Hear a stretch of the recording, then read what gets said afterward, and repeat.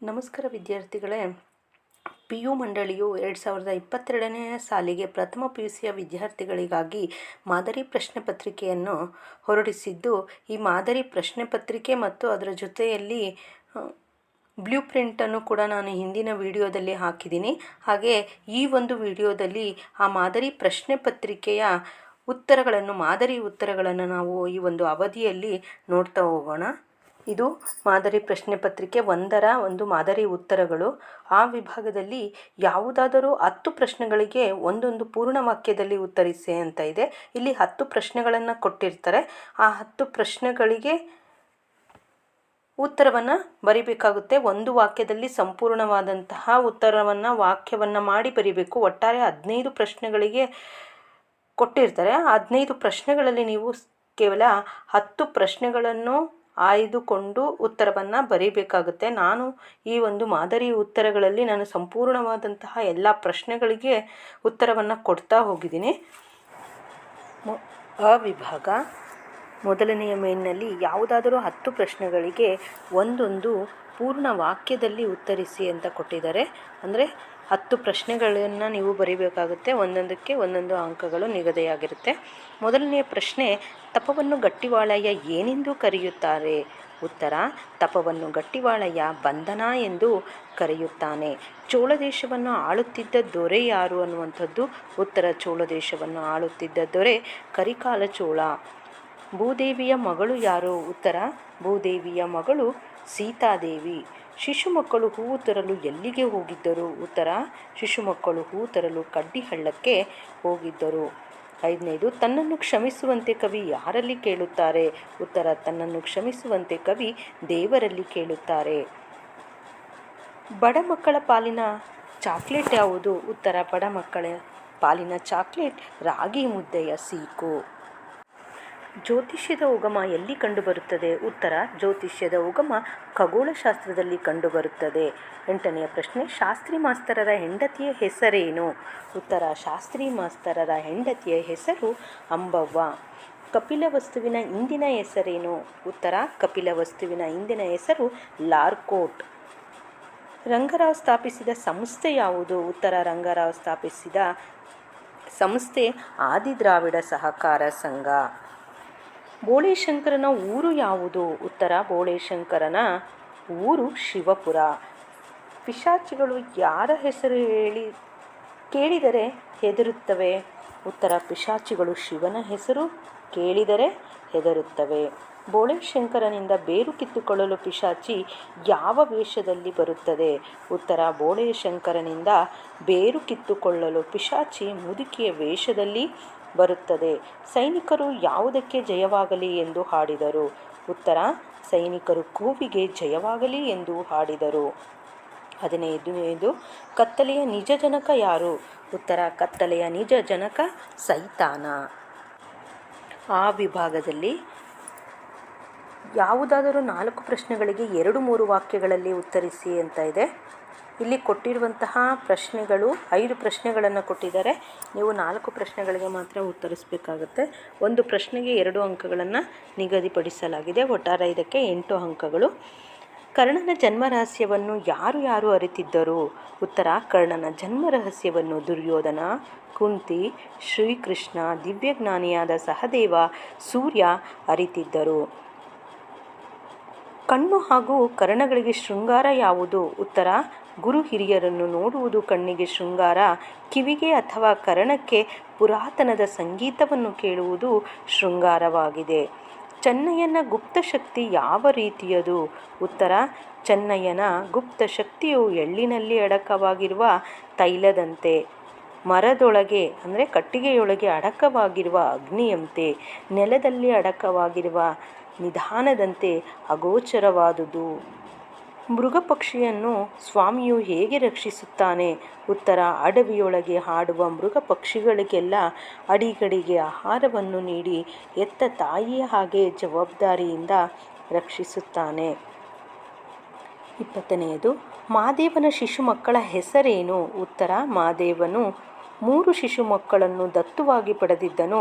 ಅದರಲ್ಲಿ ಮೊದಲನೆಯವನು ಬೇಡರ ಕಣ್ಣಯ್ಯ, ಇನ್ನೊಬ್ಬರು ಸತ್ಯವಂತೆ ಸಂಕಮ್ಮನ ಮಕ್ಕಳಾದ ಕನ್ನಯ್ಯ ಮತ್ತು ಬಿಲ್ಲಯ್ಯರು. 21ನೇದು, ಸರಸ್ವತಿಯ ಸಚಿವ ಮಂಡಲದ ಸದಸ್ಯರು ಯಾರು ಅನ್ನುವಂಥದ್ದು. ಉತ್ತರ, ನೃಪತುಂಗನೇ ಚಕ್ರವರ್ತಿಯಾಗಿ, ಕವಿ ಪಂಪ ಮುಖ್ಯಮಂತ್ರಿಯಾಗಿದ್ದಾನೆ.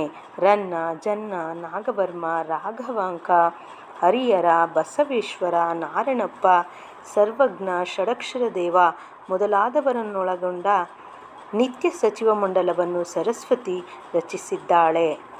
ಆ ಭಾಗದಲ್ಲಿ ಯಾವುದಾದರೂ 3 ಪ್ರಶ್ನೆಗಳಿಗೆ 2-3 ವಾಕ್ಯಗಳಲ್ಲಿ ಉತ್ತರಿಸಿ ಅಂತ ಇದೆ. ಇಲ್ಲಿ 2-3 ವಾಕ್ಯದ ಪ್ರಶ್ನೆಗಳಿಗೆ 2 ಅಂಕಗಳನ್ನು ಒಳಗೊಂಡಿರುತ್ತೆ. ಇಲ್ಲಿ ಒಟ್ಟಾರೆ 3 ಪ್ರಶ್ನೆಗಳಿಗೆ ಉತ್ತರಿಸಬೇಕಾಗುತ್ತೆ.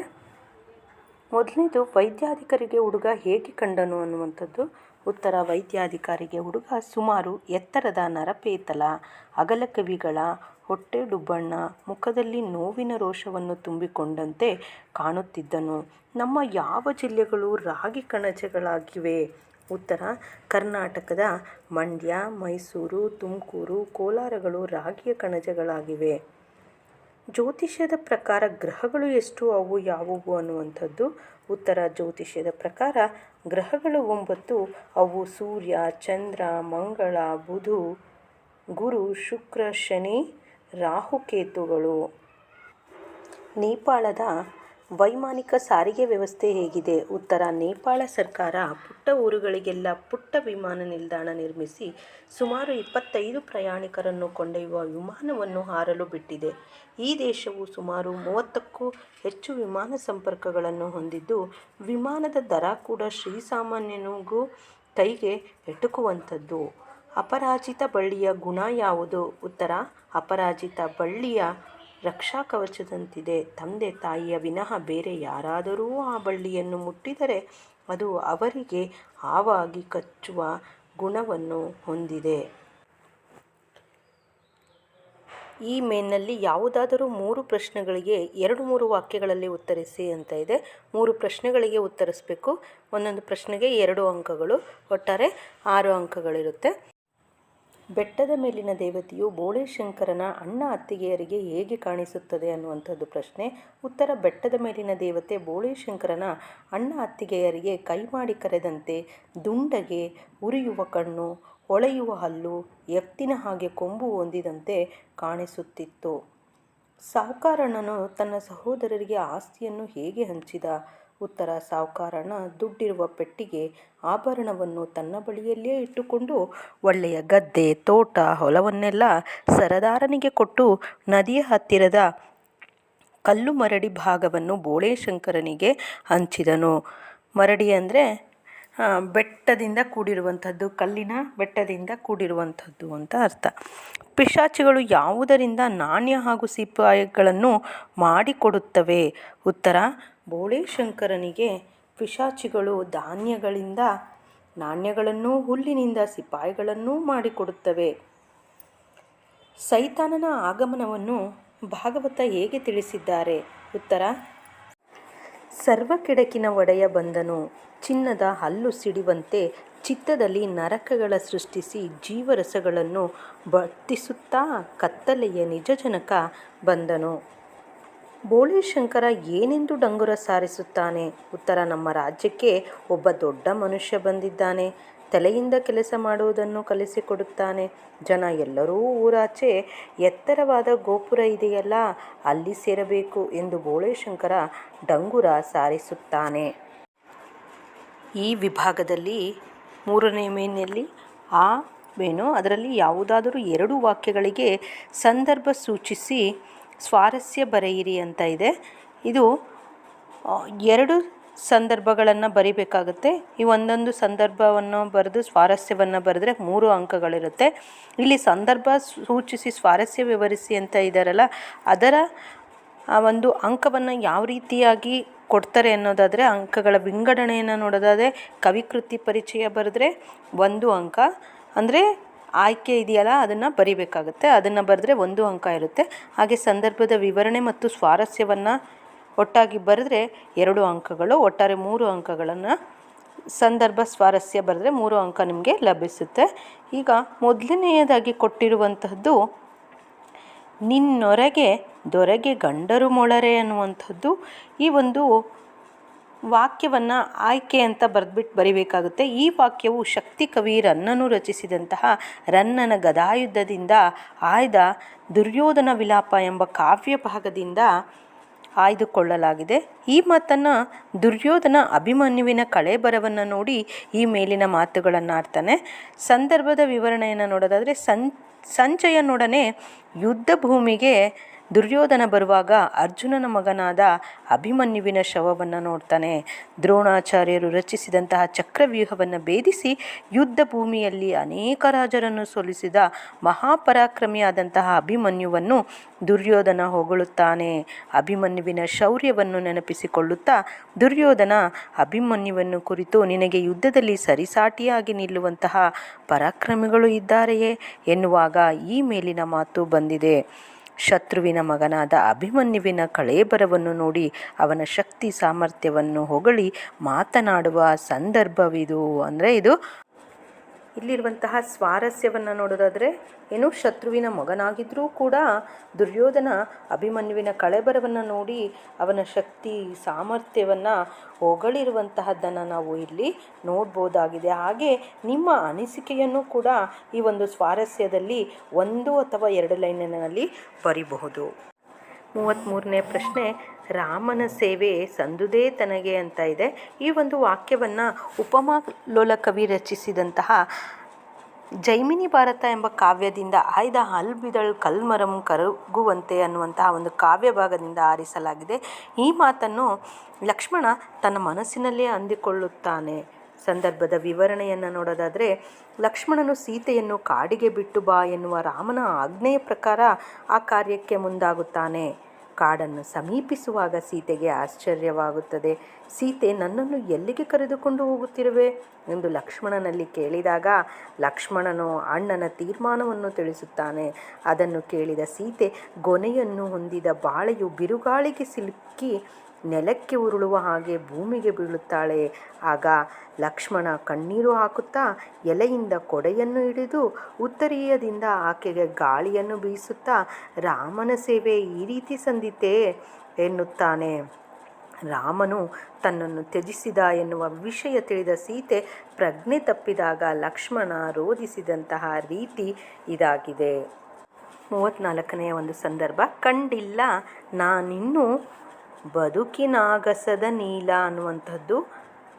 ಆಯ್ಕೆಯನ್ನು ನೋಡೋದಾದರೆ ಮಾಲತಿ ಪಟ್ಟಣಶೆಟ್ಟಿಯವರು ಬರೆದ ಎಷ್ಟೊಂದು ನಾವ್ಯಗಳು ಎಂಬ ಆಕರದಿಂದ ಮೇಲಿನ ವಾಕ್ಯವನ್ನು ಆಯ್ದು ನಾ ಬರೀ ಭ್ರೂಣವಲ್ಲ ಎನ್ನುವಂತಹ ಒಂದು ಪದ್ಯದಿಂದ ಆರಿಸಲಾಗಿದೆ. ಗರ್ಭದಲ್ಲಿರುವಂತಹ ಭ್ರೂಣ ತನ್ನ ತಾಯಿಗೆ ಹೇಳುವಂತಹ ಮಾತಾಗಿದೆ. ಇದು ಸಂದರ್ಭವನ್ನು ನೋಡೋದಾದರೆ ಗರ್ಭದಲ್ಲಿರುವಂತಹ ಭ್ರೂಣ ತನ್ನ ತಾಯಿಯೊಂದಿಗೆ ತನಗೂ ಜನಿಸುವ ಆಸೆ ಇದೆ ಎನ್ನುತ್ತದೆ. ಇಷ್ಟರವರೆಗೆ ನಾನು ನೋಡಿದ್ದು ಗರ್ಭದೊಳಗಿನ ಪುಟ್ಟ ಜಗತ್ತು, ಇನ್ನೂ ಜನಿಸಿದ ಮೇಲೆ ಹೊರ ಜಗತ್ತನ್ನು ನೋಡಬೇಕು. ಆಕಾಶದ ನೀಲಿ, ಹಸಿರು ನೆಲ, ಗಾಳಿಯ ಸ್ಪರ್ಶ ಇವೆಲ್ಲವನ್ನೂ ಅನುಭವಿಸಬೇಕು ಎನ್ನುವಾಗ ಈ ಮಾತು ಬಂದಿದೆ.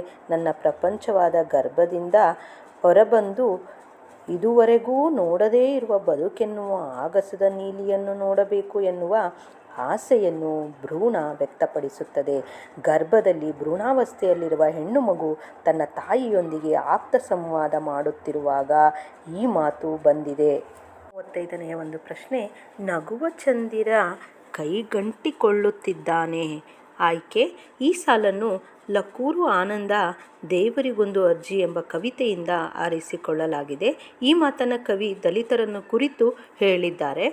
ಸಂದರ್ಭದ ವಿವರಣೆಯನ್ನು ನೋಡೋದಾದರೆ ಅಸಮಾನತೆಯಿಂದ ಬೇಸತ್ತು ಕಡೆಗೆ ಒಂದಷ್ಟು ಸಮಾಧಾನ ಪಡೆಯಲು ಆಗಸದಲ್ಲಿ ಚಂದ್ರನನ್ನು ಕೈಯೊಳಗಣ ನೀರಲ್ಲಿ ಕುಡಿಯೋಣವೆಂದು ಬಗಸೆಯೊಳಗೆ ನೀರು ತುಂಬಿಕೊಂಡರೆ ನೀರು ಬೆರಳ ಸಂದಿಯಿಂದ ಸೋರಿ ಹೋಗಿ ನಗುವ ಚಂದಿರ ಕೈಗೆತ್ತಿಕೊಳ್ಳುತ್ತಾನೆ ಎನ್ನುತ್ತಾರೆ. ಕಳಂಕರಹಿತನಾದ ಚಂದಿರನಂತೆ ದಲಿತರಾದ ನಾವು ಅಸ್ಪೃಶ್ಯತೆ ಎಂಬ ಕಳಂಕದಿಂದ ಹೊರಬರಬೇಕೆಂಬ ನಮ್ಮ ಆಸೆ ಕೈ ಜಾರಿ ಹೋಗುತ್ತಿದೆ ಎಂದು ಕವಿ ನೋವಿಗೊಳಗಾಗಿರುವುದನ್ನು ನಾವು ಇಲ್ಲಿ ನೋಡ್ಬೋದಾಗಿದೆ ಈ ಒಂದು ವಾಕ್ಯದಲ್ಲಿ. ಆ ಮೇಲಿನಲ್ಲಿರುವಂತಹದ್ದು ಯಾವುದಾದರೂ ಒಂದು ವಾಕ್ಯಕ್ಕೆ ಸಂದರ್ಭ ಸೂಚಿಸಿ ಸ್ವಾರಸ್ಯವನ್ನು ವಿವರಿಸಿ ಅಂತ ಇದೆ. ಇಲ್ಲಿ ಒಂದು ಸಂದರ್ಭ ಮತ್ತು ಸ್ವಾರಸ್ಯವನ್ನು ಬರೆದ್ರೆ 3 ಅಂಕ ಇರುತ್ತೆ. ಪ್ರಶ್ನೆ 36. ತುಟಿ ಬಣ್ಣ ಕೆಡದಂತೆ ತಿನ್ನುವ ಚಮಚೆಯಲ್ಲಿ ತಿನ್ನುವ ಚೆಲುವೆಯರು ಅನ್ನುವಂಥದ್ದು. ಈ ಆಯ್ಕೆಯನ್ನು ನೋಡೋದಾದರೆ ಈ ವಾಕ್ಯವನ್ನು ಚಹಾ ರಘುನಾಥ್ ರವರು ಬರೆದಂತಹ ರಾಗಿ ಮುದ್ದೆ ಎಂಬ ಗದ್ಯದಿಂದ ಆಯ್ದುಕೊಳ್ಳಲಾಗಿದೆ. ಈ ಮಾತನ್ನು ಲೇಖಕರು ವಿದೇಶದಲ್ಲಿ ರಾಗಿ ಮುದ್ದೆಯ ಕುರಿತಾಗಿ ಹೇಳಿರುವಂಥದ್ದು. ಅಂದರೆ ಅಲ್ಲಿ ರಾಗಿ ಮುದ್ದೆಯನ್ನು ಯಾವ ರೀತಿಯಾಗಿ ತಿನ್ನುತ್ತಾ ಇದ್ದರು, ಅದನ್ನು ನೋಡಿದಂತಹ ಸಂದರ್ಭ ಹೇಗಿತ್ತು ಅನ್ನೋದನ್ನು ಇಲ್ಲಿ ವಿವರಿಸ್ತಾರೆ. ಸಂದರ್ಭದ ವಿವರಣೆಯನ್ನು ನೋಡೋದಾದರೆ 2000ನೇ ಇಸವಿಯಲ್ಲಿ ಜರ್ಮನಿಯಲ್ಲಿ ವಿಶ್ವಕಪ್ ಫುಟ್ಬಾಲ್ ಪಂದ್ಯಾವಳಿ ನಡೆಯುತ್ತಿತ್ತು. ಆ ವೇಳೆಯಲ್ಲಿ ಕಚೇರಿಯ ಕ್ಯಾಂಟೀನಲ್ಲಿ ವಾರಕ್ಕೆ 2 ದಿನ ಮುದ್ದೆ ಮಾಡುವ ನಿರ್ಣಯವನ್ನು ಜಾರಿಗೆ ತಂದಿದ್ದರಂತೆ. ಅಲ್ಲಿ ರಾಗಿ ಬಾಲ್ನನ್ನು ತಟ್ಟೆಯಲ್ಲಿಟ್ಟುಕೊಂಡು ಚಮಚೆಯಲ್ಲಿ ತಿನ್ನುವ ಚೆಲುವೆಯರು ತಮ್ಮ ತುಟಿಯ ಬಣ್ಣ ಹಾಳಾಗದೆ ಹಾಗೆಯೇ ತಿನ್ನುತ್ತಿದ್ದರು. ಇನ್ನು ಕೆಲವು ಚೆನ್ನಿಗರು ಇಡೀ ಮುದ್ದೆಯನ್ನು ಎತ್ತಿ ಕಚ್ಚಿ ತಿನ್ನುವ ಪರಿಯನ್ನು ಲೇಖಕರು ವಿವರಿಸುತ್ತಾ ನೆನಪಿಸಿಕೊಳ್ಳುತ್ತಾರೆ.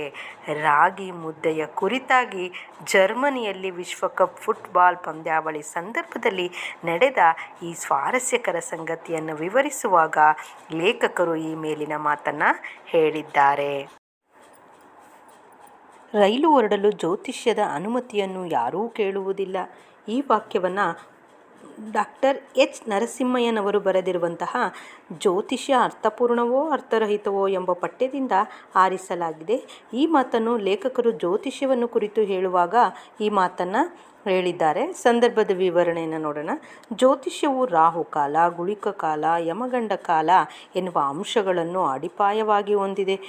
ಈ ಕಾಲಗಳು ಅಶುಭ ಎನ್ನುವ ಪರಿಕಲ್ಪನೆ ಅವೈಜ್ಞಾನಿಕವಾಗಿದ್ದು, ರಾಹುಕೇತುಗಳು ಅಸ್ತಿತ್ವದಲ್ಲಿಯೇ ಇಲ್ಲದಿರುವಾಗ ಈ 3 ಕಾಲಗಳಿಗೆ ಯಾವ ಅರ್ಥವೂ ಇರುವುದಿಲ್ಲ.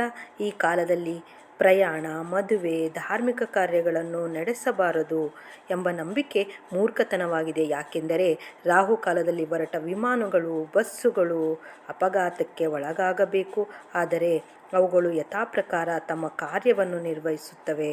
ಅವುಗಳು ರಾಹುಕಾಲವನ್ನು ತಪ್ಪಿಸಲು ಸಾಧ್ಯವಿಲ್ಲ ಎನ್ನುತ್ತಾ ಈ ಮೇಲಿನ ಮಾತನ್ನು ಹೇಳುತ್ತಾರೆ. ಇಲ್ಲಿ ಲೇಖಕರು ಜ್ಯೋತಿಷ್ಯದಲ್ಲಿ ಬರುವ ರಾಹುಕಾಲ, ಗುಳಿಕ ಕಾಲ, ಯಮಗಂಡ ಕಾಲ ಎನ್ನುವ ಕಾಲಗಳು ಅರ್ಥಹೀನ ಎನ್ನುವ ಸಂದರ್ಭದಲ್ಲಿ ಈ ಮೇಲಿನ ಮಾತನ್ನು ಹೇಳುತ್ತಾರೆ. 38ನೆಯ ಪ್ರಶ್ನೆ. ಬುದ್ಧನೇ ಇಲ್ಲದ ಅರಮನೆಗೊಬ್ಬ ಗಾರ್ಡ್. ಆಯ್ಕೆ. ಈ ಮಾತನ್ನು ನಾಗತಿಹಳ್ಳಿ ಚಂದ್ರಶೇಖರ್ ಅವರು ಬರೆದಿರುವಂತಹ ಬುದ್ಧ ಬಿಸಿಲೂರಿನವನು ಅನ್ನುವಂತಹ ಒಂದು ಪ್ರವಾಸ ಕಥನದಿಂದ ಆರಿಸಲಾಗಿದೆ. ಲೇಖಕರು ಬುದ್ಧನ ಅರಮನೆಯನ್ನು ಸಂದರ್ಶಿಸಿದಾಗ ಹೇಳುವಂತಹ ಮಾತು ಇದಾಗಿದೆ. ಕಪಿಲವಸ್ತುವಿನ ಅರಮನೆ ಇದ್ದ ಉದ್ಯಾನವನದಲ್ಲಿ ಬಹಳಷ್ಟು ಸಮಯ ಅಲ್ಲಿನ ಕಲ್ಪನೆಯ ಅರಮನೆಯ ಕಟ್ಟಿಕೊಂಡು ಮಹಾ ನಿಷ್ಕ್ರಮಣ ದ್ವಾರವು ಪೂರ್ವಕ್ಕೆ ಇದೆ. ಆ ದ್ವಾರದಿಂದಲೇ ಗೌತಮನು ಮಧ್ಯರಾತ್ರಿಯಲ್ಲಿ ನಿರ್ಗಮಿಸಿದನೆಂದು ಪ್ರತೀತಿ ಇದೆ. ಹೀಗೆ ಅರಮನೆ ನೋಡುತ್ತಾ ಹೊರಬಂದರೆ ಅಲ್ಲಿದ್ದ ಗಾರ್ಡು ಕಾಫಿಗೇನಾದರೂ ಕೊಡ್ರಿ ಎಂದು ಕೇಳಿದಾಗ ವಾಸ್ತವಕ್ಕೆ ಬಂದ ಲೇಖಕರು ಈ ಮೇಲಿನ ಮಾತನ್ನು ಹೇಳಿಕೊಳ್ಳುತ್ತಾರೆ. ಈ ಮೇಲಿನಲ್ಲಿ ಯಾವುದಾದರೂ ಒಂದು ವಾಕ್ಯಕ್ಕೆ ಸಂದರ್ಭ ಸೂಚಿಸಿ ಸ್ವಾರಸ್ಯ ಬರೆಯಿರಿ ಅಂತ ಇದೆ. ಇಲ್ಲಿಯೂ ಕೂಡ ಒಂದಕ್ಕೆ ಸಂದರ್ಭವನ್ನು ಬರಿಬೇಕು. ಒಂದಕ್ಕೆ 3 ಮಾರ್ಕ್ಸ್ ಇರುತ್ತೆ. ಇವನಿಗೇನು ಹೆಂಡತಿನೇ ಮಕ್ಕಳೇ ಅನ್ನುವಂತಹದ್ದು. ಈ ವಾಕ್ಯವನ್ನು ಡಾಕ್ಟರ್ ಚಂದ್ರಶೇಖರ್ ಕಂಬಾರ್ ಅವರು ಬರೆದಿರುವಂತಹ ಬೋಳೆ ಶಂಕರ ನಾಟಕದಿಂದ ಆಯ್ದುಕೊಳ್ಳಲಾಗಿದೆ. ಈ ಮೇಲಿನ ಮಾತನ್ನು ಸರದಾರನ ಹೆಂಡತಿ ಹೇಳುವಂತಹದ್ದು, ಬೋಳೆಶಂಕರನ ಕುರಿತಾಗಿ ಹೇಳುವಂಥದ್ದು. ಸಂದರ್ಭದ ವಿವರಣೆಯನ್ನು ನೋಡೋದಾದರೆ, ಬೋಳೆಶಂಕರನ ಜೊತೆ ಕೆಲಸ ಮಾಡಲು ಅವನ ಅಣ್ಣಂದಿರು ಮತ್ತು ಅವನ ಅತ್ತಿಗೆಯಂದಿರು ಹಿಂಜರಿಯುತ್ತಾರೆ. ಬೋಳೆಶಂಕರನ ಜೊತೆ ಇರುವುದಕ್ಕಿಂತ ಆಸ್ತಿ ಭಾಗ ಮಾಡಿ ಎಲ್ಲರೂ ಹಂಚಿಕೊಂಡು ಬೇರೆ ಬೇರೆ ಜೀವಿಸುವುದು ಒಳಿತು ಎನ್ನುವ ನಿರ್ಧಾರಕ್ಕೆ ಬರುತ್ತಾರೆ. ಆಗ ಸರ್ದಾರನು ಇದಕ್ಕೆ ಪರಿಹಾರವೆಂಬಂತೆ ಬೋಳೆಶಂಕರನಲ್ಲಿ ಆಸ್ತಿಯನ್ನು 3 ಭಾಗ ಮಾಡಿ 1 ಭಾಗವನ್ನು ನೀನು ತೆಗೆದುಕೋ ಎಂದಾಗ ಅಲ್ಲಿಯೇ ಇದ್ದ ಸರದಾರನ ಹೆಂಡತಿ ಮೇಲಿನಂತೆ ಹೇಳುತ್ತಾಳೆ. ಸರದಾರನ ಹೆಂಡತಿ ಆಸ್ತಿಯನ್ನು ಹಂಚಿಕೆ ಮಾಡುವ ಸಂದರ್ಭದಲ್ಲಿ ಬೋಳೆಶಂಕರನನ್ನು ಟೀಕಿಸುವಂತಹ ಸಂದರ್ಭ ಇದಾಗಿದೆ. 40ನೇ ಪ್ರಶ್ನೆ. ರಾಜಕುಮಾರಿಗೆ ಬಂದಿರುವುದು ರಾಜರೋಗ. ಈ ಮೇಲಿನ ಮಾತನ್ನು ಡಾಕ್ಟರ್ ಚಂದ್ರಶೇಖರ್ ಕಂಬಾರ್ ಅವರು ಬರೆದಿರುವಂತಹ ಬೋಳೆ ಶಂಕರ ಎಂಬ ನಾಟಕ ಭಾಗದಿಂದ ಆರಿಸಿಕೊಳ್ಳಲಾಗಿದೆ. ಈ ಮೇಲಿನ ಮಾತನ್ನು ಬೋಳೆ ಶಂಕರ ಹೇಳುತ್ತಾನೆ. ಸಂದರ್ಭದ ವಿವರಣೆ: ರಾಜಕುಮಾರಿಯು ಹೊಟ್ಟೆ ನೋವಿನಿಂದ ನರಳುತ್ತಿರುವಾಗ ರಾಜನು ಮಂತ್ರಿಯಲ್ಲಿ ವೈದ್ಯರು ಸಿಕ್ಕಲಿಲ್ಲವೇ ಎಂದಾಗ ಮಂತ್ರಿ, ಇಲ್ಲ ಪ್ರಭುಗಳೇ, ಯಾವ ವೈದ್ಯರದ್ದೂ ಪರಿಣಾಮ ಬೀರಲಿಲ್ಲ. ಆಗ ರಾಜ ರೋಗ ವಾಸಿ ಮಾಡಿದವರಿಗೆ ರಾಜ್ಯ ಹಾಗೂ ರಾಜಕುಮಾರಿಯನ್ನು ಕೊಟ್ಟು ಮದುವೆ ಮಾಡಿಸುತ್ತೇನೆ ಎಂದು ಡಂಗುರ ಸಾರಿಸಲು ಹೇಳುತ್ತಾನೆ. ಮಂತ್ರಿ ಹೊರಡಲು ಸೇವಕನು ಬಂದು ಬೆಪ್ತಕ್ಕಡಿ ಬೋಳೆಶಂಕರನ ಹತ್ತಿರ ಮದ್ದಿದೆಯಂತೆ ಎನ್ನುತ್ತಾನೆ. ಆಗ ಮಂತ್ರಿಯು ಈ ಮೇಲಿನ ಮಾತನ್ನು ಹೇಳುತ್ತಾನೆ: ರಾಜ್ಯ ವೈದ್ಯರಿಗೆ ಆಗದ್ದನ್ನು ಬೋಳೆಶಂಕರನಂತವನು ಹೇಗೆ ಮಾಡಿಯನು ಎಂಬ ವ್ಯಂಗ್ಯವನ್ನು ಇಲ್ಲಿ ಕಾಣಬಹುದಾಗಿದೆ. 41ನೆಯ ಒಂದು ಪ್ರಶ್ನೆ: ತಲೆಯಿಂದ ಕೆಲಸ ಮಾಡುವುದು ಹೇಗೆ ಎಂದು ನಿಮಗೆ ಹೇಳಿಕೊಡುತ್ತೇನೆ.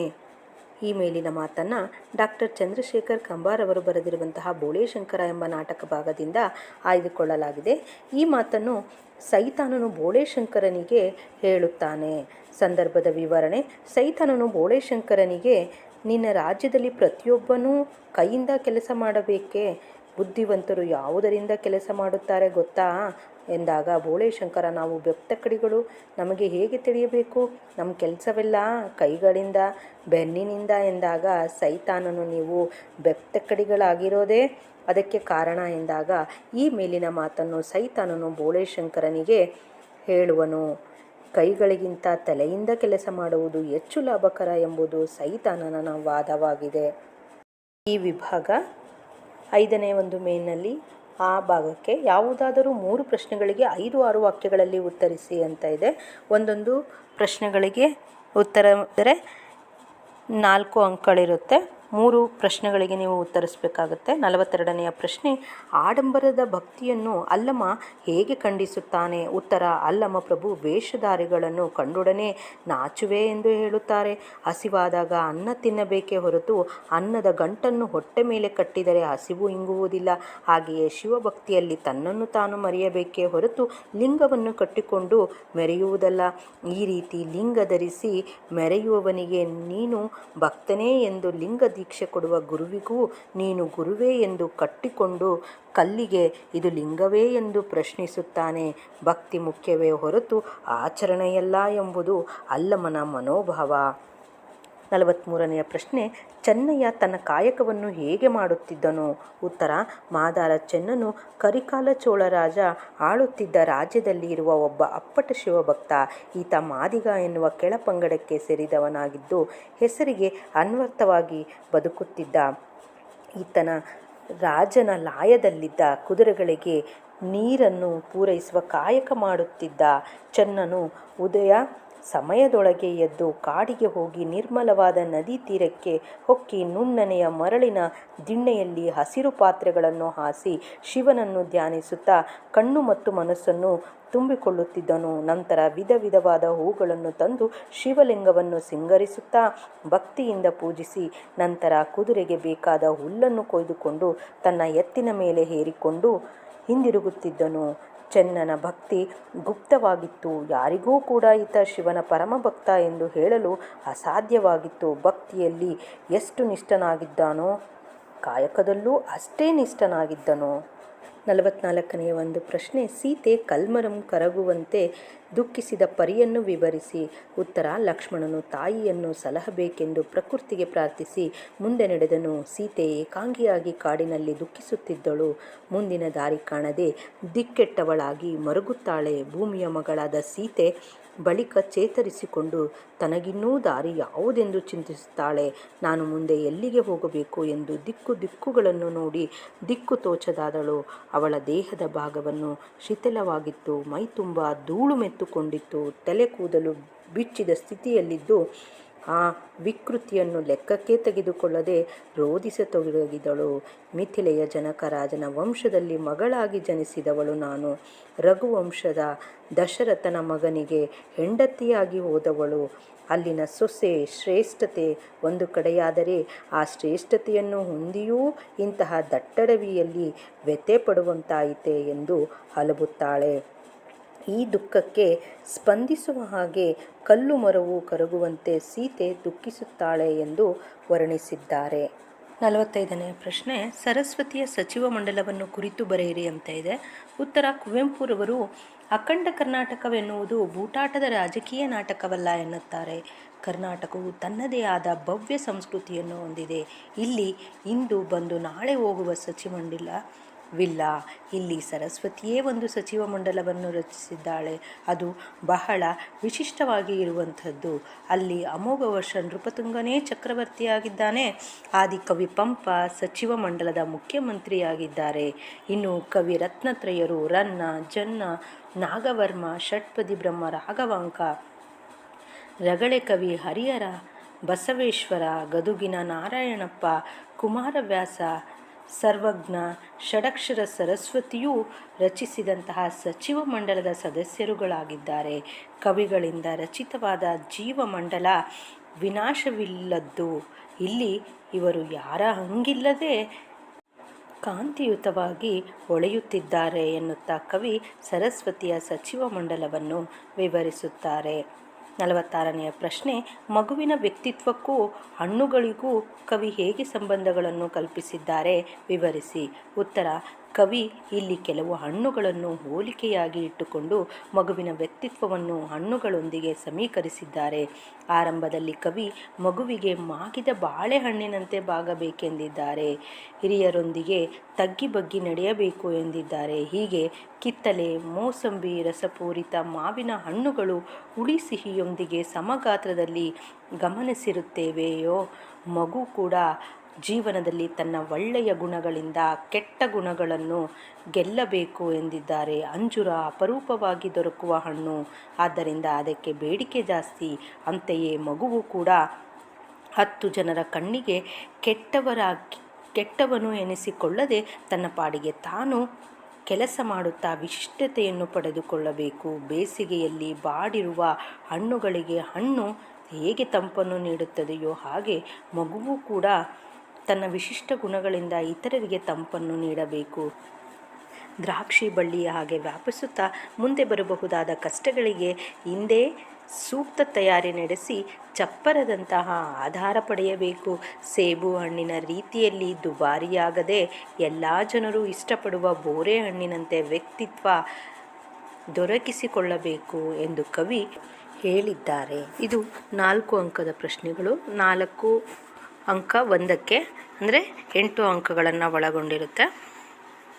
47ನೆಯ ಪ್ರಶ್ನೆ, ಮೊಮ್ಮಗನ ಪ್ರಾಣ ಉಳಿಸಿಕೊಳ್ಳಲು ಕರಿಸಿದ್ದೇಗೌಡ ಪಟ್ಟಪಾಡೇನು ಅನ್ನುವಂಥದ್ದು. ಉತ್ತರ, ಗಾಂಧಿಯನ್ನು ದೊಡ್ಡ ಆಸ್ಪತ್ರೆಗೆ ಸೇರಿಸಬೇಕೆಂದು ನಿಂಗಮ್ಮ ಕರಿಸಿದ್ದೇಗೌಡನಲ್ಲಿ ಹೇಳಿದಾಗ ಆತನ ಎದೆ ದಸಕ್ಕೆನ್ನುತ್ತದೆ. ಮಾರನೆಯ ದಿನ ಇಡೀ ಸಂಸಾರವೇ ತಮ್ಮ ಬಳಿಯಿದ್ದ ಪುಡಿಗಂಟನ್ನು ತೆಗೆದುಕೊಂಡು ಬಸ್ಸಿನಲ್ಲಿ ದೊಡ್ಡಾಸ್ಪತ್ರೆ ಇರುವ ಜಿಲ್ಲಾ ಕೇಂದ್ರಕ್ಕೆ ಪ್ರಯಾಣ ಬೆಳೆಸಿತು. ಅಲ್ಲಿ ಅವನಿಗಿರುವ ಕಾಯಿಲೆಯ ಬಗ್ಗೆ ಹೇಳಿದಾಗ ಕರಿಸಿದ್ದೇಗೌಡನಿಗೆ ಕತ್ತು ಹಿಡಿದು ನೀರಿಗೆ ಅದುಮಿದಂತಾಯಿತು. ಆಗ ಅಲ್ಲಿಯ ವೈದ್ಯರ ಬಳಿ ಹೇಗಾದರೂ ಮಾಡಿ ಅವನನ್ನು ಉಳಿಸಿಕೊಡಿ ಎಂದು ಬೇಡಿಕೊಳ್ಳುತ್ತಾನೆ. ವೈದ್ಯರು ಬರೆದುಕೊಟ್ಟ ಔಷಧಿಯನ್ನು ತಂದು ಕೊಡುವ 3 ದಿವಸಕ್ಕೆ ಕರಿಸಿದ್ದೇಗೌಡನ ಪುಡಿಗಂಟು ಕರಗಿ ಹೋಗುತ್ತದೆ. ಇನ್ನಷ್ಟು ದುಡ್ಡನ್ನು ಹೊಂದಿಸಲು ತನ್ನ ಮಗಳ ಮತ್ತು ಮೊಮ್ಮಗಳ ಕಿವಿಯೋಲೆಗಳನ್ನು ತೆಗೆದುಕೊಂಡು ಗಿರವಿ ಅಂಗಡಿಯಲ್ಲಿ ಇಡಲು ಪ್ರಯತ್ನಿಸುತ್ತಾನೆ. ಯಾರೂ ತೆಗೆದುಕೊಳ್ಳಲು ಒಪ್ಪುವುದಿಲ್ಲ. ನಂತರ ಸಾಲ ಪಡೆಯಲು ಯತ್ನಿಸುತ್ತಾನೆ. ಎಲ್ಲೂ 1 ಪೈಸೆ ಕೂಡ ಸಿಗುವುದಿಲ್ಲ. ಕೊನೆಗೆ ಇದ್ದಂತಹ ಹಲಸಿನ ಮರವನ್ನು ಮಾರಿ 250 ರೂಪಾಯಿಗಳನ್ನು ಪಡೆಯಲು 2 ದಿವಸ ಬೇಕಾಯಿತು. ಕರಿಸಿದ್ದೇಗೌಡ ಇಷ್ಟೆಲ್ಲ ಪಾಡುಪಟ್ಟು ಹಣವನ್ನು ಹೊಂದಿಸಿಕೊಂಡು ಆಸ್ಪತ್ರೆಗೆ ಹೋದಾಗ ಗಾಂಧಿ ಸತ್ತಿರುತ್ತಾನೆ. ಕೊನೆಗೂ ಗಾಂಧಿಯನ್ನು ಉಳಿಸಿಕೊಳ್ಳಲಾಗಲಿಲ್ಲ. 48ನೆಯ ಪ್ರಶ್ನೆ, ಅನಾಥ ಬಾಲಕರಾಶ್ರಮವನ್ನು ಶಾಸ್ತ್ರಿ ಮಾಸ್ತರ ಹೇಗೆ ಪ್ರಾರಂಭಿಸಿದರು? ಅದರ ಉದ್ದೇಶವೇನು? ಉತ್ತರ, ಒಂದು ದಿನ ಶಾಲೆ ಬೇಗ ಬಿಟ್ಟಿದ್ದರಿಂದ ಹುಡುಗರು ತಾವೇ ರೋಡಿನ ಮೇಲೆ ನಡೆಯುತ್ತಾ ಆಟವಾಡುತ್ತಾ ಬರುತ್ತಿದ್ದರು. ತೀವ್ರವಾದ ವೇಗದಿಂದ ಬಂದ ಲಾರಿಯೊಂದು ಮಕ್ಕಳಿಗೆ ಗುದ್ದಿದಾಗ ಕೂಡಲೇ ಆಸ್ಪತ್ರೆಗೆ ಒಯ್ದರೂ ಪ್ರಯೋಜನವಾಗದೆ ಪ್ರಾಣ ಬಿಟ್ಟವು. ಅಂಬವ್ವ ಮೂರ್ಛೆ ಹೋದವಳು ಮತ್ತೆ ಹೇಳಲಿಲ್ಲ. ಈ ಆಘಾತವನ್ನು ಜೀರ್ಣಿಸಲು ಆಗದೆ ಶಾಸ್ತ್ರಿ ಮಾಸ್ತರರು ಹುಚ್ಚಾಗಿ ಹೋದರು. ಸಿಡಿಲು ಬಡಿದಂತೆ ಅವರ ಸ್ಥಿತಿಯಾಗಿತ್ತು. 6 ತಿಂಗಳಾದರೂ ಹಾಸಿಗೆ ಹಿಡಿದವರು ಬಹಳವಾಗಿ ಯೋಚಿಸಿ ಇನ್ನೂ 10 ವರ್ಷ ಸೇವೆಯಿದ್ದರೂ ನಿವೃತ್ತಿಗೆ ಅರ್ಜಿ ಹಾಕಿದರು. ಮಕ್ಕಳ ಸಾವಿನಿಂದ ಬಹಳ ದುಃಖಿತರಾದ ಶಾಸ್ತ್ರಿ ಮಾಸ್ತರರು ಹೆಂಡತಿ ಮಕ್ಕಳ ಹೆಸರಲ್ಲಿ ಇಟ್ಟಿದ್ದಂತಹ ಜೀವ ವಿಮೆ, ಬ್ಯಾಂಕಿನ ಹಣ, ನಿವೃತ್ತಿಯಿಂದ ಬಂದ ಹಣ ಎಲ್ಲವನ್ನೂ ಸೇರಿಸಿ ತಾವಿದ್ದ ಬಾಡಿಗೆ ಮನೆಯನ್ನು ಖರೀದಿ ಮಾಡಿದರು. ಮನೆಯ ಮುಂದೆ ಅನಾಥ ಬಾಲಕರಾಶ್ರಮ ಎಂದು ಬೋರ್ಡ್ ಬರೆಸಿ ಹಾಕಿದರು. ಶಾಲೆಗೆ ಓದಲು ಬರುವ ನಿರ್ಗತಿಕ, ಬಡವ, ಅನಾಥ ಮಕ್ಕಳನ್ನು ಸೇರಿಸಿಕೊಂಡು ಅವರ ಊಟ, ವಸತಿ, ಬಟ್ಟೆ, ಪುಸ್ತಕಗಳ ಖರ್ಚು ನೋಡಿಕೊಳ್ಳುತ್ತಾ ತಮ್ಮ ಹೆಂಡತಿ ಮಕ್ಕಳ ಸಾವಿನ ನೋವನ್ನು ಮರೆಯತೊಡಗಿದರು. ಹೀಗೆ ಶಾಸ್ತ್ರಿ ಮಾಸ್ತರ ಬದುಕು ಬದಲಾಗಿ ಹೋಯಿತು. 49ನೇ ಪ್ರಶ್ನೆ. ರಂಗರಾವ್ ಅಸ್ಪೃಶ್ಯರನ್ನು ಶಿಕ್ಷಣ ಪಡೆಯಲು ಮನವೊಲಿಸಿದ ಬಗೆಯನ್ನು ತಿಳಿಸಿ. ಉತ್ತರ. ರಂಗರಾವ್ ಅಸ್ಪೃಶ್ಯರ ಏಳಿಗೆಗಾಗಿ ತಮ್ಮ ಇಡೀ ಜೀವನವನ್ನು ಮುಡಿಪಾಗಿರಿಸಿದರು. ದಲಿತ ಮಕ್ಕಳ ಶಿಕ್ಷಣದ ಸಲುವಾಗಿ ಶಾಲೆಗಳಲ್ಲಿ ಮಧ್ಯಾಹ್ನದ ಊಟಕ್ಕೆ ವ್ಯವಸ್ಥೆ ಮಾಡಿ ಮಕ್ಕಳು ಶಾಲೆಗೆ ತಪ್ಪದೇ ಬರುವಂತೆ ಪ್ರೋತ್ಸಾಹಿಸಲು ದಿನಕ್ಕೆ 2 ಪೈಸೆ ನಗದು ಪ್ರೋತ್ಸಾಹಧನವನ್ನು ಮಕ್ಕಳ ತಂದೆ ತಾಯಿಗೆ ನೀಡುತ್ತಿದ್ದರು. ಕುದ್ಮಲ್ ರಂಗರಾವ್ರವರು ಅಸ್ಪೃಶ್ಯರ ಮಕ್ಕಳ ಮೈ ಕೈ ತೊಳೆದು ಅವರನ್ನು ಶುಚಿಗೊಳಿಸಿದರು. ದಲಿತರ ಮನೆಗಳಿಗೆ ಹೋಗಿ ಮಕ್ಕಳ ತಲೆಯನ್ನು ನೇವರಿಸಿ ಅವರ ಜೊತೆ ಕುಳಿತು ಊಟ ಮಾಡಿದರು. ಅಸ್ಪೃಶ್ಯರ ಹಟ್ಟಿಗಳಲ್ಲಿ ಮಲಗಿ ಮನಸ್ಸು ಗೆದ್ದರು. 50ನೆಯ ಪ್ರಶ್ನೆ. ಪುರುಷ ಸಮಾಜದ ಬಗ್ಗೆ ಶಕುಂತಲೆಯ ನಿಲುವೇನು ಅನ್ನುವಂಥದ್ದು. ಉತ್ತರ. ಪುರುಷ ಸಮಾಜದ ಬಗ್ಗೆ ಶಕುಂತಲೆ ಅತ್ಯಂತ ಕಠಿಣವಾದ ನಿಲುವನ್ನು ಹೊಂದಿದ್ದಾಳೆ. ಪುರುಷನಿಗೆ ತಾನು ಮಾಡಿದ ತಪ್ಪಿನಿಂದ ಪಾರಾಗಲು 100 ದಾರಿಗಳಿವೆ. ತನ್ನ ಅನುಚಿತ ವರ್ತನೆಯಿಂದ ಬೇರೆಯವರಿಗೆ ನೋವಾದರೆ ಅದಕ್ಕೂ ಹಲವು ಮಾರ್ಗಗಳಿವೆ. ಪುರುಷ ತಪ್ಪು ಮಾಡಿದನೆಂದು ನಮ್ಮ ಸಮಾಜ ಗಂಭೀರವಾಗಿ ಪರಿಗಣಿಸುವುದಿಲ್ಲ, ಕಾರಣ ಆತ ಲಜ್ಜಿತನಾಗುವುದಿಲ್ಲ ಎಂದು ಪುರುಷ ಸಮಾಜದ ಬಗ್ಗೆ ಶಕುಂತಲೆ ಕಠಿಣವಾದ ನಿಲುವನ್ನು ತಾಳಿದ್ದಾಳೆ. ಈ ಮೇಲಿನಲ್ಲಿ ಯಾವುದಾದರೂ 2 ಪ್ರಶ್ನೆಗಳಿಗೆ 5-6 ವಾಕ್ಯಗಳಲ್ಲಿ ಉತ್ತರಿಸಿ ಅಂತ ಇದೆ. ಇಲ್ಲಿ 2 ಪ್ರಶ್ನೆಗಳಿಗೆ ಉತ್ತರಿಸಬೇಕಾಗುತ್ತೆ. ಒಂದು ಪ್ರಶ್ನೆಗೆ 4 ಅಂಕಗಳಿರುತ್ತೆ. ಒಂದನೆಯದು 51ನೆಯ ಪ್ರಶ್ನೆ. ಬೋಳೇಶಂಕರ ಮತ್ತು ಅವನ ಅಣ್ಣಂದಿರನ್ನು ಭಾಗವತರು ಹೇಗೆ ಪರಿಚಯಿಸುತ್ತಾರೆ. ಉತ್ತರ. ಬೋಳೇಶಂಕರ ಮತ್ತು ಅವನ ಅಣ್ಣಂದಿರು ಶಿವಪುರದಲ್ಲಿ ವಾಸವಾಗಿದ್ದವರು. ದೊಡ್ಡವನು ಸರದಾರ ಸೋಮಣ್ಣ ಆಳುವುದಕ್ಕೇ ಹುಟ್ಟಿದವನು. ಕುರಿ ಕೋಳಿ ಕೊಂದವನು. ಅವು ಸಿಗದಿದ್ದರೆ ಮತ್ತು ಸಾಧ್ಯವಾದರೆ ಮನುಷ್ಯರನ್ನೂ ಕೊಲ್ಲಬಲ್ಲವನು. ಎರಡನೆಯವನು ಸಾವುಕಾರ ಕಾಮಣ್ಣ, ಹೊಟ್ಟೆ ಮಜಬೂತಣ್ಣ. ಅದಕ್ಕೆ ಅವನ ಉರ್ಫ್ ನಾಮವೇ ಡಬ್ಬಣ್ಣ. ಎಣಿಸೋದ್ರಲ್ಲಿ ಜಾಣ. ಹಸು ಎಣಿಸುತ್ತಾನೆ, ಹಣ ಎಣಿಸುತ್ತಾನೆ. ಯಾರ್ಯಾರ ಜಮೀನು ಎಷ್ಟೆಕರೆ ಇದೆ ಅಂತಾರೆ ತಕ್ಷಣ ಅಂಕಿಅಂಶದಿಂದ ಹೇಳುವನು. ಇನ್ನು ಮೂರನೆಯವನು ಬೆಪ್ತಕಡಿ ಬೋಳೇಶಂಕರ. ಅವನಿಗೆ ಅವನಾಯಿತು, ಭೂಮಿ ಸೀಮೆ ಆಯಿತು, ಮಳೆ ಬೆಳೆ ಆಯಿತು. ಒಂದು ನೊಣ ನೋಯಿಸಿದವನಲ್ಲ. ಮಳೆ ಬರುವುದನ್ನು 1 ವಾರಕ್ಕೆ ಮುಂಚೆನೇ ಹೇಳಬಲ್ಲ. ಹೂವಿಗೆ ಬೀಳುವ ಕನಸು ಹೇಳಬಲ್ಲ. ನಿಂತ ನೀರಿಗೆ ಹರಿಯುವುದಕ್ಕೆ ಕಾಲುವೆ ತೋಳಬಲ್ಲ. ಹಕ್ಕಿ ಹಾಡಿನ ಅರ್ಥ ಹೇಳಬಲ್ಲ. ಇನ್ನೇನಪ್ಪ ಅಂದರೆ ಕೈ ಬೆರಳಿಲ್ಲದೆ ಎಣಿಸೋದಕ್ಕೆ ಬರೋದಿಲ್ಲ ಎಂದು ಬೋಳೇಶಂಕರ ಮತ್ತು ಅವನ ಅಣ್ಣಂದಿರನ್ನು ಭಾಗವತರು ಪರಿಚಯಿಸುತ್ತಾರೆ. 52ನೆಯ ಪ್ರಶ್ನೆ. ರಾಜಕುಮಾರಿಯ ಹೊಟ್ಟೆ ನೋವು ಪ್ರಸಂಗದಿಂದ ಬೋಳೇಶಂಕರ ರಾಜನಾದ ಕಥೆಯನ್ನು ತಿಳಿಸಿ ಅಂತ ಇದೆ. ಉತ್ತರ. 3 ಪಿಶಾಚಿಗಳು ರಾಜಕುಮಾರಿಯ ಹೊಟ್ಟೆಯೊಳಗೆ ಸೇರಿದ್ದರಿಂದ ಆಕೆಗೆ ತೀವ್ರವಾದ ಹೊಟ್ಟೆ ನೋವು ಕಾಣಿಸಿಕೊಳ್ಳುತ್ತದೆ. ಆಕೆಯ ನೋವಿನ ತೀವ್ರತೆಯನ್ನು ಗಮನಿಸಿದ ರಾಜನು ಮಂತ್ರಿಯನ್ನು ಕರೆದು ಯಾರು ರಾಜಕುಮಾರಿಯ ಹೊಟ್ಟೆ ನೋವನ್ನು ಪರಿಹರಿಸುವರೋ ಅವರಿಗೆ ಇಡೀ ರಾಜ್ಯ ಹಾಗೂ ರಾಜಕುಮಾರಿಯನ್ನು ಮದುವೆ ಮಾಡಿಕೊಡುತ್ತೇನೆ ಅಂತ ಡಂಗುರ ಸಾರಲು ಹೇಳುತ್ತಾನೆ.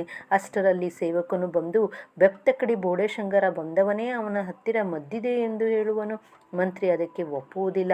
ಆದರೆ ರಾಜನು ಬೋಳೇಶಂಕರನಲ್ಲಿ ಮದ್ದು ಕೊಡುವಂತೆ ಹೇಳುತ್ತಾನೆ. ಕರೆಯುವರು. ಬೋಳೇಶಂಕರನು ರಾಜಕುಮಾರಿಗೆ ಬೇರನ್ನು ಬಾಯಲ್ಲಿ ಇಟ್ಟುಕೊಳ್ಳಲು ಹೇಳಿ ಜಗಿದು ನುಂಗಬೇಕು ಎಂದು ಹೇಳುತ್ತಾನೆ. ಶಿವ ನಿಮಗೆ ಒಳ್ಳೆಯದು ಮಾಡಲಿ ಎನ್ನುತ್ತಾನೆ. ಆಗ ಅಡಗಿಕೊಂಡಿದ್ದ ಪಿಶಾಚಿಯು ಹೊರಗೆ ಬಂದು ಬೋಳೇಶಂಕರ ಅದನ್ನು ನಾಶ ಮಾಡುತ್ತಾನೆ.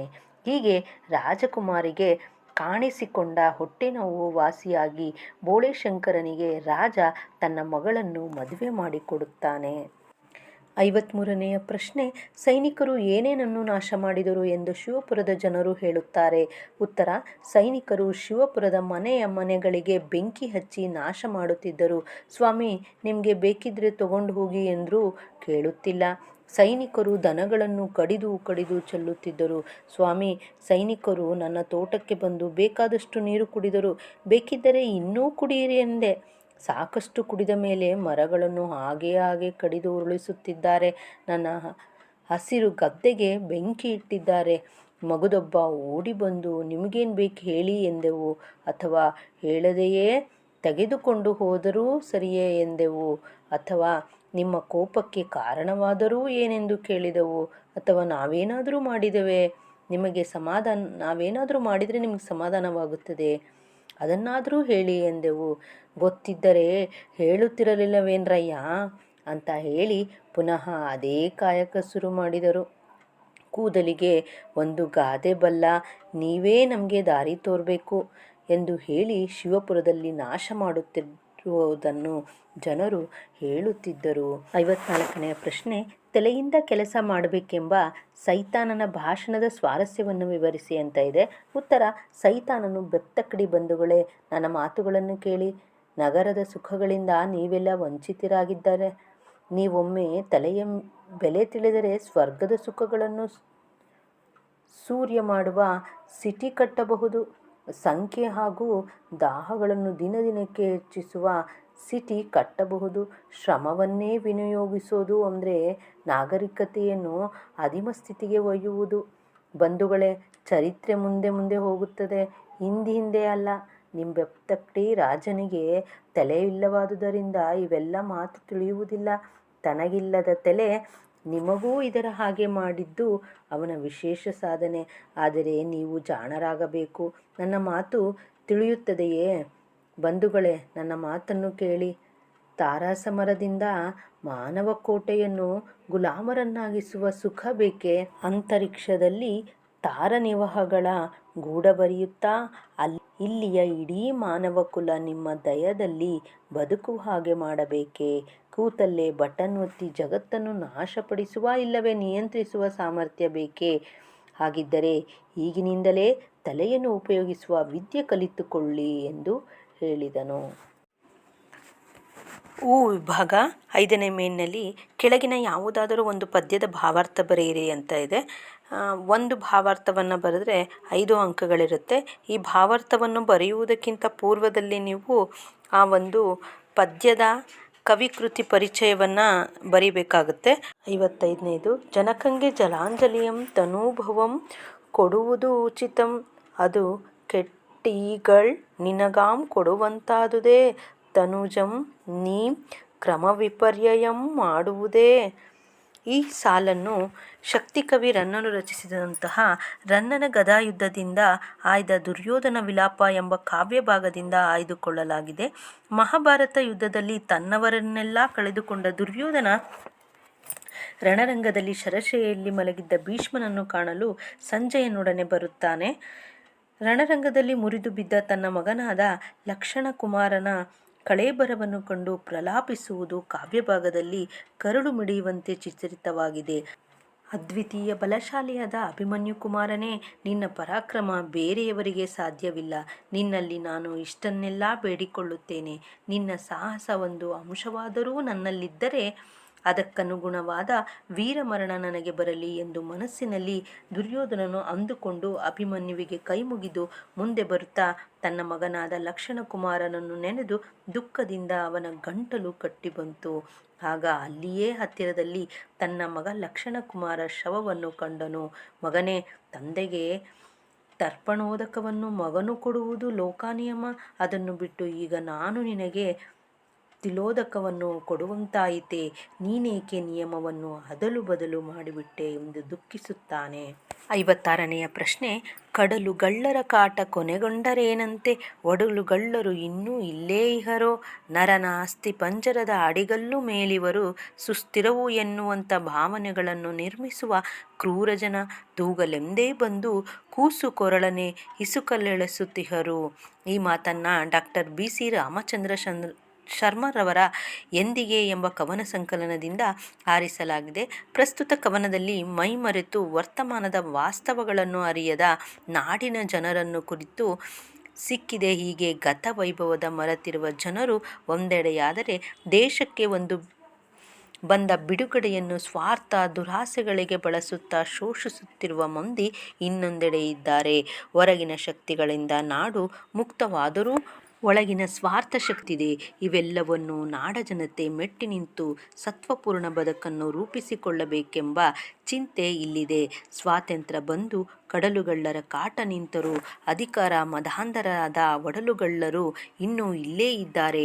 ರೈತರು ಬೆಳೆದ ಬೆಳೆಯನ್ನು ಸುಲಿಗೆ ಮಾಡುವ ರಕ್ಕಸರು ಇರುವರು. ಮಾನವರ ಅಸ್ಥಿಪಂಜರದ ಮೇಲೆ ಅಡಿಗಲ್ಲು ಇಟ್ಟು ತಮ್ಮ ಭವ್ಯ ಭವನಗಳನ್ನು ನಿರ್ಮಿಸುತ್ತಾರೆ. ಹಾಡುವ ಮಗುವನ್ನು ಸಮಾಧಾನಪಡಿಸುವಂತೆ ಬಂದು ಕತ್ತು ಹಿಸುಕಿ ಹೋಗುವ ಮನೋಭಾವದವರು ಸ್ಮಶಾನದಲ್ಲಿ ಸುಖಪಡುವ ದುಷ್ಟರು ಈ ನಾಡಿನಲ್ಲಿದ್ದಾರೆ ಎಂಬುದಾಗಿ ಕವಿ ವಿವರಿಸಿದ್ದಾರೆ. ಭಾಷಾಭ್ಯಾಸಕ್ಕೆ ಸಂಬಂಧಿಸಿದಂತಹ ಒಂದು ಪ್ರಶ್ನೆಗಳು 6ನೇ ಮೇನ್ನಲ್ಲಿ ಕೆಳಗಿನ ಪ್ರಶ್ನೆಗಳಲ್ಲಿ ಯಾವುದಾದರೂ 6ಕ್ಕೆ ಸೂಚನೆಗೆ ಅನುಗುಣವಾಗಿ ಉತ್ತರಿಸಿ ಅಂತ ಇದೆ. 6ಕ್ಕೆ ಬರೀಬೇಕು. ಒಂದೊಂದು ಪ್ರಶ್ನೆಗೆ 2 ಅಂಕಗಳನ್ನು ನಿಗದಿ ಮಾಡಲಾಗಿದೆ. ಒಟ್ಟಾರೆ 12 ಅಂಕಗಳು. 7ನೆಯ ಪ್ರಶ್ನೆ, ಈ ಪದಗಳಿಗೆ ಅರ್ಥ ಬರೆಯಿರಿ ಅಂತ ಇದೆ. ರುಧಿರ ಅಂದರೆ ರಕ್ತ ಅಂತ ಅರ್ಥ. ಪತಾಕೆ ಅಂದರೆ ಬಾವುಟ. ಹಾಗೆ ಲತೆ ಅಂದರೆ ಬಳ್ಳಿ. ವಿಪಿನ ಅಂದರೆ ಕಾಡು. 58ನೆಯ ಪ್ರಶ್ನೆ, ಈ ಪದಗಳನ್ನು ಬಿಡಿಸಿ ಬರೆಯಿರಿ ಅಂತ ಇದೆ. ಮೊದಲನೇದು ರಸಾನುಭವ. ಇದನ್ನು ಬಿಡಿಸಿ ಬರೆದಾಗ ರಸ ಪ್ಲಸ್ ಅನುಭವ ರಸಾನುಭವ. ಹಾಗೆ ಕತ್ತೆತ್ತು ಅಂತ ಇದೆ. ಕತ್ತು ಪ್ಲಸ್ ಎತ್ತು ಕತ್ತೆತ್ತು. ಹಾಗೆ ಬಾಲಕರ ಆಶ್ರಮ, ಬಾಲಕರ ಪ್ಲಸ್ ಆಶ್ರಮ ಬಾಲಕರಾಶ್ರಮ. ದಿವ್ಯಾನ್ನ ಅಂತ ಇದೆ. ಇದನ್ನು ಬಿಡಿಸಿ ಬರೆದಾಗ ದಿವ್ಯ ಪ್ಲಸ್ ಅನ್ನ ಅಂತ ಆಗುತ್ತೆ. ಹಾಗೆ 59ನೆಯ ಪ್ರಶ್ನೆ, ಸಮಾನಾರ್ಥಕ ಪದಗಳನ್ನು ಬರೆಯಿರಿ ಅಂತ ಇದೆ. ಮೊದಲನೇದು ಅರಸ. ಅರಸ ಅದಕ್ಕೆ ಸಮಾನಾರ್ಥಕ ಪದ ರಾಜ, ದೊರೆ, ಒಡೆಯ, ಯಜಮಾನ, ನಾಯಕ ಯಾವುದಾದ್ರೂ ಬರಿಬೋದು. ಹಾಗೆ ಇಳೆ ಅನ್ನುವಂಥದ್ದು ಅವನಿ, ಇಳೆ, ಧರೆ, ದರಿದ್ರಿ, ಇನ್ನು ಹಲವು. ಹಾಗೆ ಗಜ. ಗಜ ಅಂದರೆ ಸಮಾನಾರ್ಥಕ ಪದ ಆನೆ, ಕರಿ. ಹಾಗೆ ಕಪಿ ಅಂತ ಇದೆ. ಕಪಿ ಅನ್ನೋದಕ್ಕೆ ಮರ್ಕಟ, ಮಂಗ ಅಂತ ಬರಿಬೋದು. ಹಾಗೆ 60ನೆಯ ಪ್ರಶ್ನೆ, ಇವುಗಳ ತದ್ಭವ ರೂಪ ಬರೆಯಿರಿ ಅಂತ ಇದೆ. ಅರಸ, ಅಗಸ. ಹಾಗೆ ಜನ್ಮ, ಜನುಮ, ರಕ್ತ, ರಕುತ, ಬ್ರಹ್ಮ, ಬೊಮ್ಮ. ಹಾಗೆ 61ನೆಯ ಪ್ರಶ್ನೆ, ಇವುಗಳ ವಿರುದ್ಧ ಪದ ಬರೆಯಿರಿ ಅಂತ ಇದೆ. ಉಚಿತ ಅನ್ನುವಂಥದ್ದಕ್ಕೆ ವಿರುದ್ಧ ಪದ ಅನುಚಿತ. ಸತ್ಯ ಅನ್ನುವಂಥದ್ದಕ್ಕೆ ಅಸತ್ಯ. ಸಹಕಾರ ಅನ್ನುವಂಥದ್ದಕ್ಕೆ ಅಸಹಕಾರ. ಗುಣಕ್ಕೆ ವಿರುದ್ಧಾರ್ಥಕ ಪದ ನಿರ್ಗುಣ. 62ನೆಯದು, ಯಾವುದಾದರೂ 2 ಅನ್ಯ ದೇಶೀಯ ಪದಗಳನ್ನು ಬರೆಯಿರಿ ಅಂತ ಇದೆ. ಬ್ಯಾಂಕು ಮತ್ತು ಬಾಜಾರು. 63ನೇದು, ಯಾವುದಾದರೂ 2 ಪದಗಳ ಗ್ರಾಂಥಿಕ ರೂಪ ಬರೆಯಿರಿ ಅಂತ ಇದೆ. ಮುಖ ಅಂತ ಇದೆ, ಅದಕ್ಕೆ ಮುಖ ಅಂತ ಬರಿಬೇಕು. ಇಟ್ಕೊಂಡು ಅಂತ ಇದೆ, ಇಟ್ಟುಕೊಂಡು ಅಂತ ಬರಿಬೇಕು. ನಾಲಿಗೆ, ನಾಲಿಗೆ. ಕೇಳ್ರಿ, ಕೇಳಿರಿ. ಹಾಗೆ 64ನೇದು, ಯಾವುದಾದರೂ 2 ನುಡಿಗಟ್ಟುಗಳನ್ನು ನಿಮ್ಮ ವಾಕ್ಯಗಳಲ್ಲಿ ಬಳಸಿ ಬರೆಯಿರಿ ಅಂತ ಇದೆ. ನುಡಿಗಟ್ಟು ಅಂತಂದರೆ ಒಂದು ವಿಶಿಷ್ಟವಾದ ಅರ್ಥವನ್ನು ಕೊಡುವಂತಹ ಒಂದು ಸಂಕ್ಷಿಪ್ತವಾದಂತಹ ಶಬ್ದರೂಪವನ್ನು ನುಡಿಗಟ್ಟು ಅಂತ ಕರೀತಾರೆ. ಇವನ್ನ ಪಡೆನುಡಿಗಳು ಅಂತಲೂ ಕೂಡ ಕರೀತಾರೆ. ಇವುಗಳನ್ನು ನೀವು ಹೇಗೆ ಸ್ವಂತ ವಾಕ್ಯ ಮಾಡ್ತಿರಲ್ಲ ಅದೇ ರೀತಿಯಲ್ಲಿ ಒಂದು ವಿಶಿಷ್ಟವಾದಂತಹ ವಾಕ್ಯವನ್ನು ರಚಿಸಬೇಕಾಗಿರುತ್ತೆ. ಅಡಿಪಾಯ ಅನ್ನುವಂಥದ್ದು, ಮನೆ ಕಟ್ಟುವಾಗ ಅಡಿಪಾಯವನ್ನು ಚೆನ್ನಾಗಿ ಹಾಕಬೇಕು. ಹಾಗೆ ಮುಂದೆ ಮುಖವಾಡ ಅಂತ ಇದೆ. ಚುನಾವಣೆಯಲ್ಲಿ ಗೆದ್ದ ಬಳಿಕ ಅಭ್ಯರ್ಥಿಯ ಮುಖವಾಡ ಕಳಚಿತು. ಮುಗಿಬೀಳು ಅಂತ ಇದೆ. ಕಡಿಮೆ ಬೆಲೆಯ ಆಸೆಯಿಂದ ಜನರು ಅಂಗಡಿಯ ಮುಂದೆ ಬಿದ್ದರು ಅನ್ನುವಂಥದ್ದು. ಹಾಗೆ ಮುಂದಿನದು ಪಿಸುಮಾತು. ಹೆಂಡತಿಯು ಗಂಡನಿಗೆ ಪಿಸುಮಾತಿನಲ್ಲಿ ತನ್ನ ಅತ್ತೆಯ ಬಗ್ಗೆ ಚಾಡಿ ಹೇಳಿದಳು. ಆಮೇಲಿನಲ್ಲಿ ಇವುಗಳಲ್ಲಿ ಯಾವುದಾದರೂ ಒಂದು ಕುರಿತು ಪ್ರಬಂಧವನ್ನು ಬರೆಯಿರಿ ಅಂತ ಇದೆ. ಒಂದು ಪ್ರಬಂಧವನ್ನು ಬರೆದ್ರೆ 5 ಅಂಕಗಳಿರುತ್ತೆ. ಈ ಪ್ರಬಂಧದಲ್ಲಿ ಪೀಠಿಕೆಗೆ 1 ಅಂಕ ಇರುತ್ತೆ. ವಿಷಯ ವಿವರಣೆ ಮಾಡಿದರೆ 3 ಅಂಕ ಇರುತ್ತೆ. ಹಾಗೆ ಅದರ ಉಪಸಂಹಾರವನ್ನು ಬರೆದ್ರೆ 1 ಅಂಕ ನಿಮಗೆ ಲಭಿಸುತ್ತೆ. ಒಟ್ಟಾರೆಯಾಗಿ 5 ಅಂಕಗಳು ಪ್ರಬಂಧಕ್ಕೆ. ಈ ಮೇನ್ನಲ್ಲಿ ಇವುಗಳಲ್ಲಿ ಯಾವುದಾದರೂ ಒಂದನ್ನು ಕುರಿತು ಪತ್ರ ಬರೆಯಿರಿ ಅಂತ ಇದೆ. ಒಂದು ಪತ್ರಕ್ಕೆ 4 ಅಂಕಗಳಿರುತ್ತೆ. ಇಲ್ಲಿ ಪತ್ರದಲ್ಲಿ ನಿಮ್ಮ ಕಾಲೇಜಿನಲ್ಲಿ ಕೈಗೊಂಡ ಪ್ರವಾಸವನ್ನು ಕುರಿತು ಗೆಳೆಯ ಗೆಳತಿಗೆ ಒಂದು ಪತ್ರ ಬರೆಯಿರಿ ಅಂತ ಇದೆ. ಅಂದರೆ ಇದು ವೈಯಕ್ತಿಕ ಪತ್ರ ಆಗಿರುತ್ತೆ. ವೈಯಕ್ತಿಕ ಮಾದರಿಯ ಒಂದು ಪತ್ರವನ್ನು ನಾನು ಇಲ್ಲಿ ಕೊಟ್ಟಿದ್ದೀನಿ. ವರ್ಗಾವಣೆ ಪತ್ರವನ್ನು ಕೋರಿ ನಿಮ್ಮ ಪ್ರಾಂಶುಪಾಲರಿಗೆ ಒಂದು ಪತ್ರವನ್ನು ಬರೆಯಿರಿ ಅಂತ ಇದೆ. ಇದು ವ್ಯಾವಹಾರಿಕ ಪತ್ರ ಆಗಿರುತ್ತೆ. ಇದನ್ನು ಕೂಡ ನಾನು ಇಲ್ಲಿ ಕೊಟ್ಟಿದ್ದೀನಿ. ಹಾಗೆ ಈ ಕೆಳಗಿನ ಗಾದೆಗಳಲ್ಲಿ ಒಂದನ್ನು ವಿಸ್ತರಿಸಿ ಬರೆಯಿರಿ ಅಂತ ಇದೆ. ಇದಕ್ಕೆ 4 ಅಂಕ ಇರುತ್ತೆ. 2 ಕೊಟ್ಟಿದ್ದಾರೆ. ಅದರಲ್ಲಿ 1 ಮಾತ್ರ ನೀವು ಬರಿಬೇಕಾಗುತ್ತೆ. ಮಾತು ಬೆಳ್ಳಿ, ಮೌನ ಬಂಗಾರ, ಅಥವಾ ಕುಂಬಾರನಿಗೆ ವರುಷ, ದೊಣ್ಣೆಗೆ ನಿಮಿಷ ಅಂತ ಇವೆರಡರಲ್ಲಿ ಯಾವುದಾದ್ರೂ ಒಂದು ಬರಿಬೇಕು. ಆದರೆ ನಾನಿಲ್ಲಿ 2 ಗಾದೆ ಮಾತುಗಳನ್ನು ವಿಸ್ತರಿಸಿ ಬರೆದಿದ್ದೇನೆ. ಒಟ್ಟಾರೆಯಾಗಿ 2022ರ ಪ್ರಥಮ PUCಯ ಮಾದರಿ ಪ್ರಶ್ನೆ ಪತ್ರಿಕೆಯೊಂದಿಗೆ ಸಂಪೂರ್ಣವಾದ ಅರ್ಥವನ್ನು ಕೊಟ್ಟಿದ್ದೀನಿ. ಈ ಒಂದು ಮಾದರಿ ಉತ್ತರಗಳು ನಿಮಗೆ ಪರೀಕ್ಷೆಗೆ ಸಹಾಯ ಆಗುತ್ತೆ ಅಂತ ಅಂದ್ಕೊಂಡಿದ್ದೀನಿ. ಧನ್ಯವಾದಗಳು.